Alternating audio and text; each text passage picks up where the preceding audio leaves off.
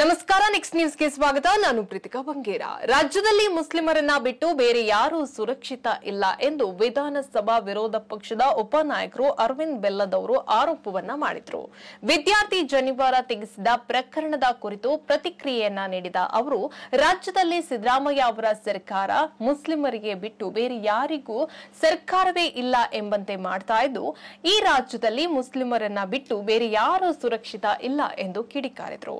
ಇವತ್ತು ಜನಿವಾರ ಕೇವಲ ಒಂದೇ ಸಮಾಜಕ್ಕೆ ಅಲ್ಲ, ಹಿಂದೂ ಧರ್ಮದ ಅವಿಭಾಜ್ಯ ಅಂಗ ಆಗಿದ್ದು, ಮಹಾಭಾರತದ ಕಾಲದಿಂದಲೂ ನಾವು ನೋಡಿದ್ದೇವೆ. ಬ್ರಾಹ್ಮಣ ಸಮಾಜ, ಜೈನ ಸಮಾಜದಲ್ಲಿ ಜನಿವಾರ ಹಾಕುವಂತ ಪದ್ಧತಿ ಇದೆ. ಲಿಂಗಾಯತರು ಶಿವದಾರವನ್ನ ಹಾಕ್ತಾರೆ. ಬೇರೆ ಬೇರೆ ಪದ್ಧತಿ ಸನಾತನ ಧರ್ಮದಲ್ಲಿ ಇವೆ. ಇವತ್ತು ಮುಸ್ಲಿಮರಿಗೆ ಬುರ್ಕಾ ಹಾಕಲು ವಿರೋಧವಿಲ್ಲ, ಹಿಜಾಬ್ ಹಾಕಲು ವಿರೋಧವಿಲ್ಲ.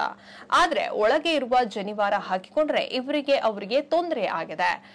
ಇವರ ಮೇಲೆ ಕುಳಿತು ಏನು ಕುಮ್ಮಕ್ಕನ್ನ ಕೊಡ್ತಾ ಇದ್ದಾರೆ, ಅವರು ಯಾರಿಗೆ ಸಂದೇಶವನ್ನ ಕೊಟ್ಟಿದ್ದಾರೆ, ಇದರ ಮೇಲೆ ಕುಣಿಯುತ್ತಿದ್ದಾರೆ. ಹೀಗಾಗಿ ಶಿವಮೊಗ್ಗ, ಬೀದರ್ ಹಾಗೂ ಧಾರವಾಡದಲ್ಲಿ ಈ ಘಟನೆ ಆಗಲು ಸಿದ್ದರಾಮಯ್ಯ ಅವರೇ ಕುಮ್ಮಕ್ಕನ್ನ ಕಾರಣ ಎಂದು ಹೇಳಿದ್ರು. ಅವರ ನೇರವಾಗಿ ಹೇಳದಿದ್ರು ಸಂದೇಶದ ಮೂಲಕ ಇದನ್ನ ಮಾಡಿದ್ದಾರೆ ಎಂದು ಹೇಳಿದ್ದಾರೆ. ಇವರ ಕೆಲಸ ಕೇವಲ ಸಮಾಜ ಒಡೆಯೋದು. ಸಿಎಂ ಸಿದ್ದರಾಮಯ್ಯ ಅವರು ಘಟನೆ ನಡೆದಾಗ್ಲೇ ಕ್ಷಮೆಯನ್ನ ಕೇಳಬೇಕಿತ್ತು. ಅವರು ಕೇಳಲಿಲ್ಲ.